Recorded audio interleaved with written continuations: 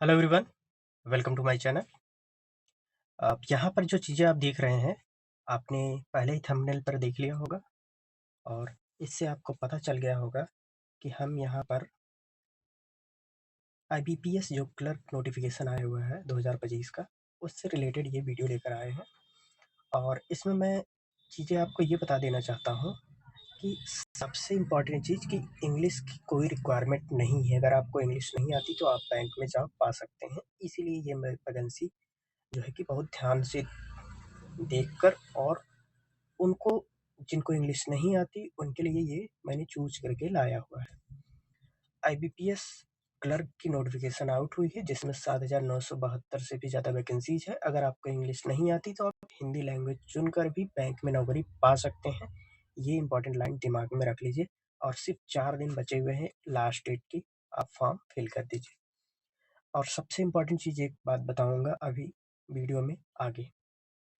इसमें age criteria क्या होगी, एग्जाम पैटर्न क्या होगा, एलिजिबिलिटी क्राइटेरिया क्या होगी, आप सैलरी लगभग 50,000 40,000 से 50,000 के आसपास में आप सैलरी पाने वाले हैं। ये चीज़ें मैं आपको आगे डिस्कस करूँगा। सिलेबस के बारे में आगे कुछ चीज़ें बात करूँगा, देखेंगे उसके बारे में। ठीक है, तो यहाँ पर एक इम्पॉर्टेंट चीज़ और कि जो इम्पोर्टेंट टीट क्या होंगी इस आईबीपीएस बैंक रिक्रूटमेंट से रिलेटेड। ठीक है, आईबीपीएस बैंक की बात करें अगर, तो जो रिक्रूटमेंट हो रहा है इसमें ऑनलाइन अप्लाई जो होगा 1 सितंबर से स्टार्ट हो गया है। ठीक है, और इसकी लास्ट डेट अप्लाई की वो है हमारा 21 सितंबर।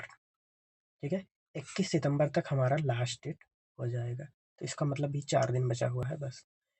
एक इम्पॉर्टेंट और विंडो देखिए, एडिट विंडो खूब ओपन होती है। एडिट विंडो आईबीपीएस की तरफ से दिया जाता है। ये एडिट विंडो क्या है कि लास्ट डेट जब अप्लाई खत्म हो जाएगी तो उसके बाद आपको कोई भी करेक्शन करना है, कुछ गलती हो गई है, उसके लिए कुछ चीज़ें आप करेक्ट कर सकते हैं।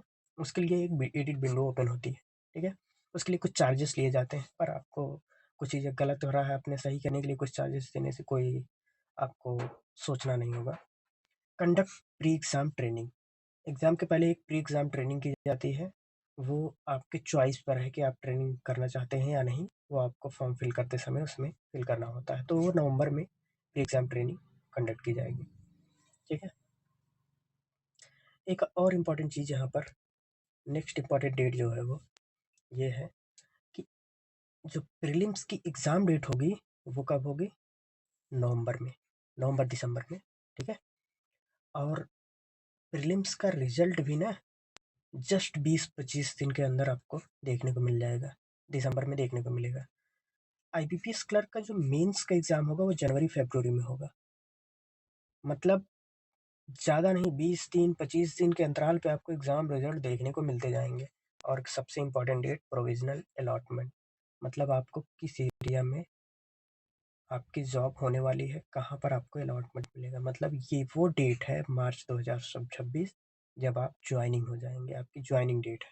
ठीक है, मतलब ये है कि आज से 5-6 महीने मैक्सिमम आप एक बैंक एम्प्लॉय हो जाएंगे, मतलब आप सरकारी नौकरी में आप होंगे। ठीक है, अब इससे बड़ी बात क्या कहूँ, बहुत बड़ी बात है। ठीक है, आईबीपीएस बैंक रिक्रूटमेंट 2025 की हम बात कर रहे हैं। ठीक है ना, अब देखिए इसमें एज कब से काउंट की जाएगी, 1 सितंबर 2025 से। पहले 1 अगस्त 2025 दिया होता, मतलब 1 अगस्त दिया होता था, पर यहाँ पर इस बार 1 सितंबर 2025 दी गई। इस बात को ध्यान रखिएगा। मिनिमम एज 18 साल और 28 साल आपको मैक्सिमम दी जाएगी।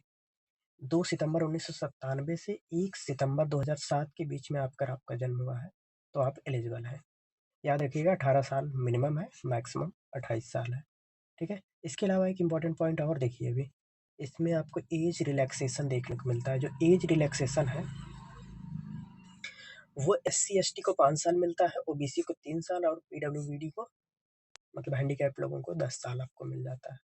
ठीक है ना, काफ़ी बड़ा है, काफ़ी साल, मतलब 28 साल अगर है, अगर आपको 3 साल OBC में मिलता है तो 23-3-31, और SC ST में 28-5-33 साल हो जाता है, मतलब 35 साल तक है तब भी आप फिल कर सकते हैं। ठीक है, इसके अलावा देखिए एजुकेशनल क्वालिफिकेशन क्या होनी चाहिए, बैचलर डिग्री चाहिए बस। और कितने परसेंटेज है कोई मायने नहीं रखता, ठीक है। ओनली बैचलर डिग्री चाहिए आप किसी भी फील्ड में बैचलर डिग्री हो आपके पास, ठीक है। प्रोफिशिएंसी इन लोकल लैंग्वेज आपके पास लोकल लैंग्वेज आपको आनी चाहिए, मतलब जिस एरिया में आप जॉब करेंगे उस एरिया की लोकल लैंग्वेज आपको आनी चाहिए, इसीलिए लिखा गया है प्रोफिशिएंसी इन लोकल लैंग्वेज। मैंने भी हाईलाइट किया है, ठीक है। जितने भी पार्टिसिपेटिंग बैंक्स हैं वो आपको दिया गया है नोटिफिकेशन में, उन पार्टिसिपेटिंग बैंक्स के आधार पर आपको प्रोफिशिएंसी लोकल लैंग्वेज आनी चाहिए। एक और इम्पॉर्टेंट पॉइंट दिया गया है कि नॉलेज होना चाहिए आपको, वर्किंग नॉलेज होना चाहिए कंप्यूटर की, ये डिजायरेबल है, आनी ही चाहिए, कंप्यूटर नॉलेज होनी चाहिए आपको, ठीक है। इसके अलावा देखिए एक और इम्पॉर्टेंट पॉइंट यहाँ पर दिया गया है, वो ये है कि एजुकेशनल क्वालिफिकेशन आपकी कब तक जो है कि डिक्लेयर हो जाना चाहिए, मतलब आपका रिजल्ट जो है वो 21 सितंबर 2025 से पहले डिक्लेयर होना चाहिए। मतलब आपको जो देखेंगे ना मार्कशीट पे लिखा होता है इतने टाइम इतनी डेट में आप पास हो गए, आपका मार्कशीट रिलीज हो गया, मतलब डिक्लेयर हो गया है, तो वो 21 सितंबर 2025 के पहले पहले होना चाहिए।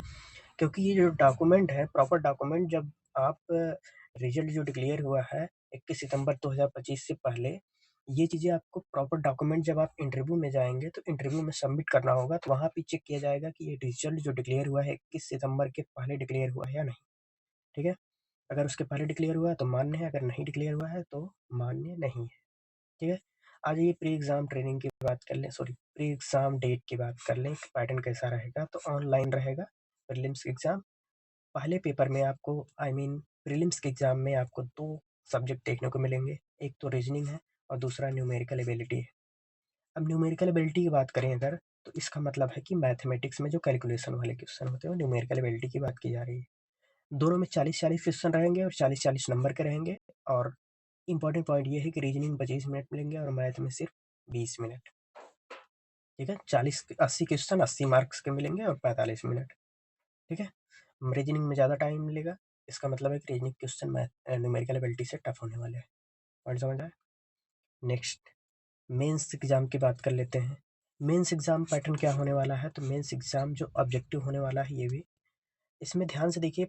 पहला पहला सब्जेक्ट देखिए रीजनिंग है, और लास्ट में पांचवा सब्जेक्ट देखिए न्यूमेरिकल एबिलिटी। ये प्रीलिम्स में भी था, मेंस में भी है, और इनमें दोनों में समानता देखिए, वहाँ भी ये 40 क्वेश्चन था, यहाँ भी 40 क्वेश्चन, ठीक। न्यूमेरिकल एबिलिटी और रीजनिंग, ठीक।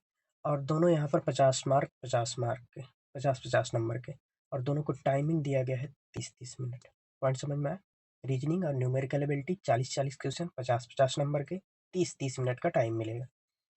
दूसरा कंप्यूटर नॉलेज की बात कर लें, 40 क्वेश्चन है, 20 ही नंबर मिलेंगे 40 क्वेश्चन के, मतलब एक क्वेश्चन आधा नंबर का, 0.5 मार्क्स के, ठीक है। और 15 मिनट ही टाइम मिलेगा, दिमाग में रखिएगा। इसके अलावा जनरल अवेयरनेस की बात की जाए तो 40 क्वेश्चन 40 नंबर, 15 मिनट ही मिलेंगे, ठीक है। अब इसके अलावा एक इम्पॉर्टेंट पॉइंट यहाँ देख लीजिए, 4A स्टार लगा है और 4B पे भी स्टार लगा है। मतलब ये है इन दोनों का मतलब कि आपको इंग्लिश लैंग्वेज या हिंदी लैंग्वेज दो दी गई है, दोनों में से कोई एक चूज करना है। पॉइंट समझ में आया। दोनों में से कोई एक चूज करना है, या तो हिंदी लीजिए या तो इंग्लिश लीजिए, और दोनों में से कोई भी अगर लीजिए, एक 40 नंबर का होगा, 40 क्वेश्चन होंगे और 30 मिनट मिलेंगे, ठीक है। 40 क्वेश्चन 40 नंबर 30 मिनट। और इम्पोर्टेंट पॉइंट यही है कि मैंने इसीलिए शुरुआत में थंबनेल पे लिखा था कि इंग्लिश अगर आपको नहीं आती तो आप हिंदी में भी एग्ज़ाम देकर बैंक में नौकरी पा सकते हैं, क्योंकि यहाँ पर इंग्लिश और हिंदी दोनों बाउंड नहीं किया गया है कि आप सिर्फ हिंदी लीजिए या फिर सिर्फ इंग्लिश लीजिए। दोनों में से जो लैंग्वेज आपको आती है चूज करिए, एग्ज़ाम दीजिए, बैंक में नौकरी पाइए, ठीक है। तो यहाँ इंग्लिश और हिंदी दोनों में से कोई चूज कर सकते हैं, ठीक है। बाकी टोटल आप कैलकुलेट कर लीजिएगा, कोई मतलब नहीं है टोटल से, ठीक है। तो अब देखिए मेरी तरफ से क्या होने वाला है आप लोगों के लिए, तो वो 500 सॉरी 5000 से भी ज़्यादा एमसीक्यूज में प्रैक्टिस करूँगा, करवाऊँगा अपने चैनल पे। एक साल का पूरा करंट अफेयर लगभग मैं आपको डिस्कस करूँगा एक तरीके से। पर पॉइंट ये है यहाँ पर कि यहाँ पर हम जीए की बात करेंगे, करंट अफेयर नहीं, जीए की बात करेंगे, ठीक है। और सभी सब्जेक्ट की बात करें अगर, तो सभी सब्जेक्ट में जितनी भी बेस्ट बुक्स होंगे हम उनको लाइव डिस्कस करेंगे, ठीक है। डेली प्रैक्टिस होगा मेरे चैनल पर और लाइव होगा, ठीक है। आपका पार्टिसिपेशन बहुत ज़्यादा ज़रूरी है। अगर आप लोग तैयार हैं तो कमेंट में जवाब दीजिए, और कितना एक्साइटेड है वो आपको कमेंट में जवाब देने से समझ में आ जाएगा। अगले 3 से 4 महीने बढ़िया से लग जाना है और बैंक में नौकरी पा जाना है। 2026 लगते ही आपको नौकरी मिलने वाली है, मतलब, ठीक है। आई होप चीज़ें समझ में आई होंगी। अगर आपको चीज़ें अच्छी लगी तो काइंडली प्लीज़ शेयर कीजिए, लाइक कीजिए, सब्सक्राइब कीजिए मेरे चैनल को। चैनल का नाम है एसएससी रैंक। चैनल पे हम लगातार वीडियोस डालते रहेंगे।